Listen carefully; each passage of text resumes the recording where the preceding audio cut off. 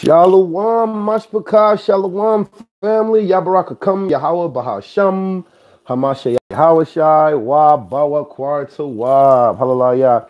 This is your brother Karatazaya, Banya, Sha'ala, and I'm giving a sincere salute to the 12 tribes of Yasha'Allah scattered through North, South, and Central America. And I haven't done a Facebook, YouTube, deaf to Facebook. So I haven't did a YouTube live video in a while. And the reason being is because I've been doing Facebook Live. So I'm going to be getting back to doing YouTube a lot more. And again, salute to all of the Yasha'alim that's right here within the city gates of Gem City, Dayton, Ohio. All praise the Most High. All right. So what I want to show is that this day, what we have is we have pomegranates that we're actually preparing for what? For the Feast of Dedication, or also known as Chanukah. Chanukah. Chanukah. So Ashar Chanukah, or Happy Feast of Dedications, or Happy Hanukkah coming up to all you Israelites, again, that are right here in the city gates of Gem City, Dayton, Ohio, and throughout the Yasha'alim that's scattered throughout the four corners of the earth. So real quick, I wanted to show something. All right, and the something that I wanted to show was, for those of you that'll be keeping the Feast of Dedication or Hanukkah with us, all right, I'm going to be making my very own pomegranate punch, all right, for all of Yasha'alim. And as y'all see, I have my pomegranate here. I've been messing with this, trying to get this together. All right, I'm going to put this camera down. All right, the Most High's will, this video goes nice and smooth. I got to get ready. I got a meeting with Aknawa, with our brother Dirk, here in the city gates of Dayton, Ohio, all right, who has the community center, which we're going to be, the Most High's will, we're going to be breaking bread with that brother pretty soon, and using that ministry to bring the people together even more so. There we go. Okay, so Feast of Dedication. What is Feast of Dedication, or what is the Feast of Chanukah consist of? The Feast of Chanukah is us remembering the time frame when our fathers and when our mothers were brutally slaughtered. And the Most High, Allahaya Yahweh, he kept his word. And what did he do? He told us in the book of Daniel that our land would be defiled, that the abomination of desolation would be set in. The abomination of desolation isn't a hard thing to figure out anymore.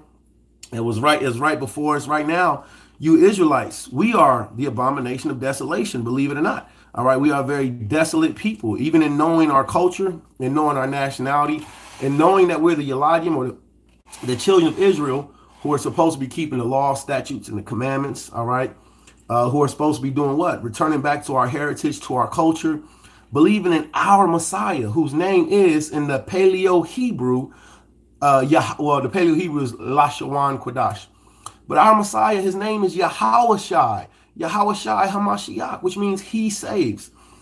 Jesus is the name that was given to us when we were in our ignorance, when we were even in more so of a desolate state.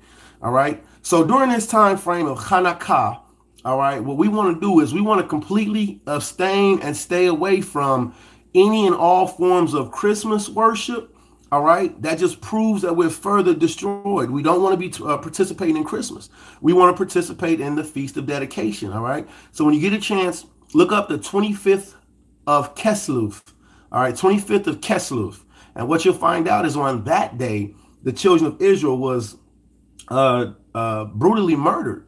All right, there was a whole day. All right, the day of the king's birth. All right, which now is celebrated as December the 25th. Okay, so we don't want to have anything to do with that. We want to know about Hanukkah or Chanukah and keeping the Feast of Dedication of our people being brought back to our Allahaya, unto our God. Okay, so that's real quick on that. We're going to go through a lot of that as we teach and we study on this. All right, so Hanukkah is coming up. All right, as we know, it's going to be coming on the sundown of the 6th day of the week. All right, so sundown, so-called Friday, is going to take us right into the first day of the Feast of Chanukah. So bring your families together. All right. If you're going to be here in the city gates of Dayton, Ohio, you can contact me. All right. 614-999-2677. All right. We will be keeping the Feast of Chanukah as a nation. And Abba will be making my pomegranate punch. All right. So with that being said, I wanted to show you all this. All right. a lot of controversy goes about Yasha'Allah, about this six-pointed symbol. A lot of people call it the Star of David. Some people call it the Shield of David. I've heard everything from it being King David's first character of his name, which Dawad, which it looks like a triangle, right? Dalap, the first character of the Hebrew character of the Abagadah, the fourth character of the Hebrew language is what's called a Dalap or a D. All right. So, and that's how King David's name is brought out or pronounced as Dawad. So I heard everything from his name being a right side up Dalap and an upside down Dalap put together. Well, that's a teaching that we once had. All right. And some of the brothers, they stopped teaching that because the fact of the matter is the scriptures tell us that pomegranates and lilies were all throughout Yasha'Allah. Malak Shalamah, he had pomegranates and lilies all throughout Yasha'Allah, throughout the temple, on garments. The priest had pomegranates and bells at the bottom of their clothes, all right? And somebody might ask, well, why a pomegranate? Why a pomegranate?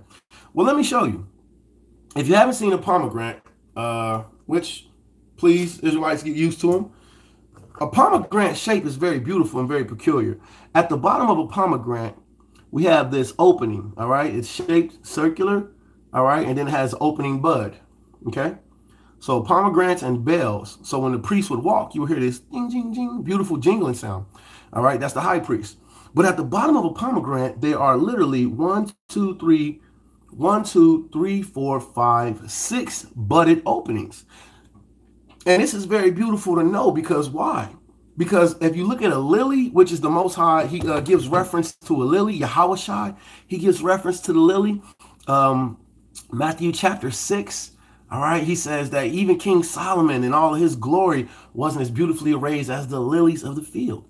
So the lily has a very specific and special place as the Father has spoken it to us, all right? The pomegranate, all right? Also, we've been told, which I've never counted them, but inside of a pomegranate has 613 seeds, all right?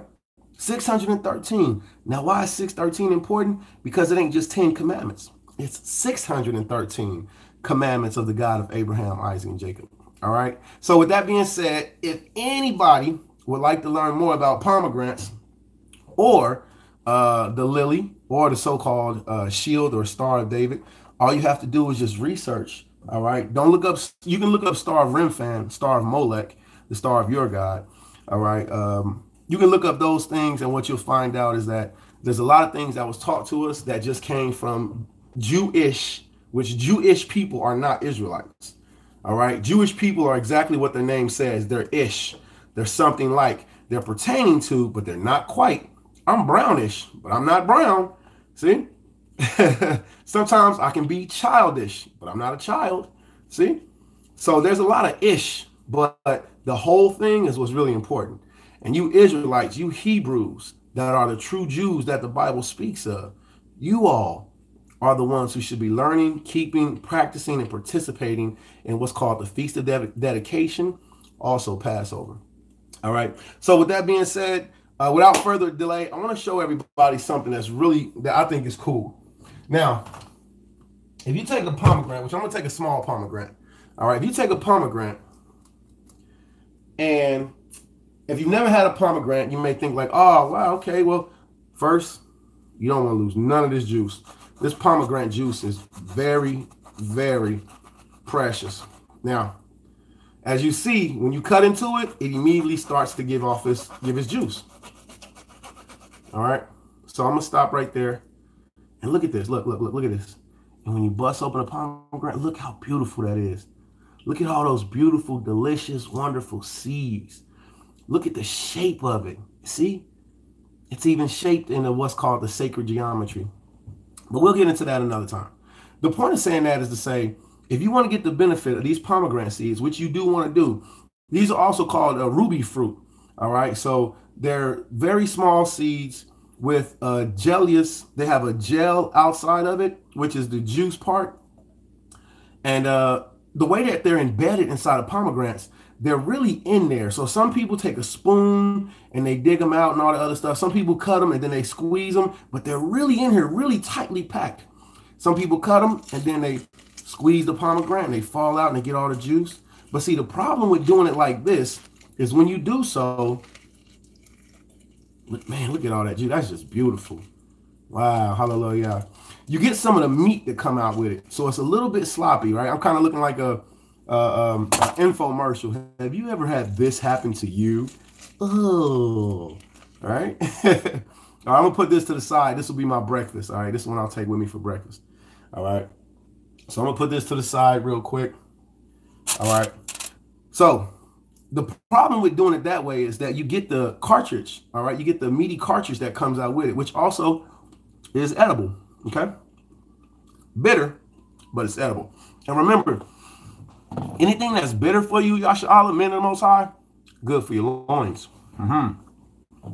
So a better way of doing it would be to take one pomegranate, and you can just gently take your thumb and your fingers and you can massage it. Now this one hasn't been done, so it's very tense, it's very tight. This one has been done, so look, it's very loose, it's very soft, see? This one, very tight. So you can take your thumb and just kind of press into it. And in the process of what you're going to be doing is you're going to be breaking up that cartilage that's on the inside, okay? Just kind of move it all the way around. See? You can hear it. I should call this video Karate Zaya's Kitchen. All right, you can just kind of move it all around. All right, and as you move it around, see, now you notice, and it doesn't take much. See? Now it's soft. All right? You just kind of give it like you're doing a mammogram. You feel me? Just kind of go around it. Yes, I said like you're doing a mammogram. All right? So just kind of move around it, get all that cartilage nice and broken in. And once you do that, now you can see. And see, the outside skin is really tough. So you're not just going to poke a hole through it. So once you do that for a little bit, spend some time with it. All right, this one is pretty good. It doesn't make that, it's not making that cartilage cracking sound as much.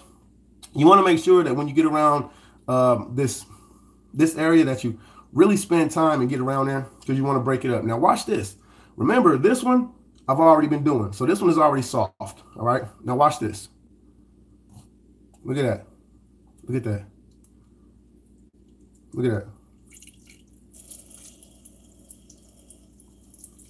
So if you want to get the benefits of not losing this juice, the best way of doing it is to spend some time with it first. Look at that. Isn't that beautiful?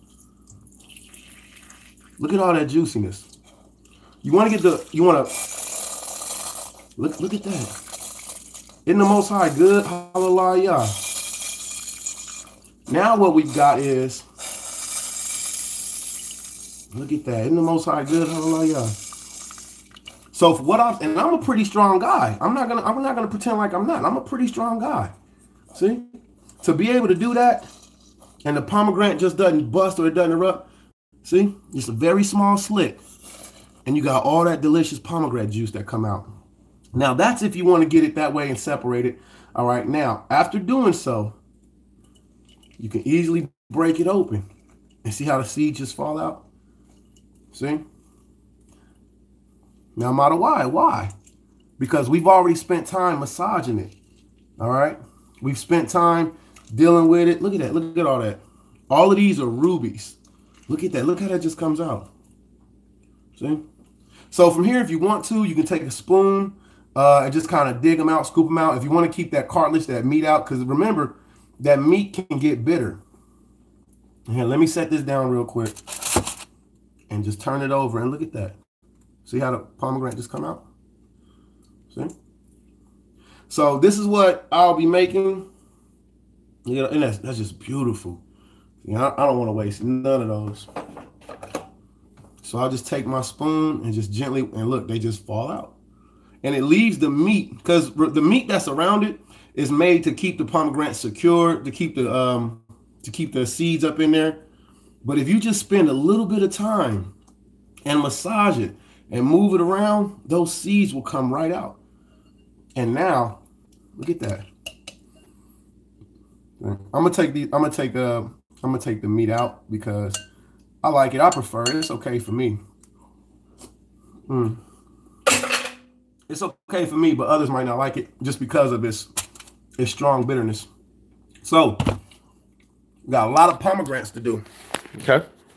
So this is what we'll be making, or I'll be making, for this Feast of Dedication. And if anybody wants to, that's a very quick and easy way to get your fruit, to get your pomegranate seeds out.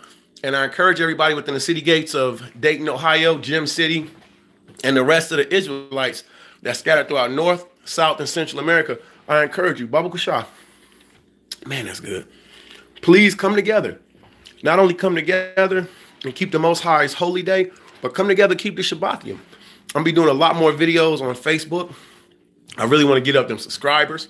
I want to monetize, all right? So we can get these Gentiles to pay us, all right, for teaching the ministry of the Most High.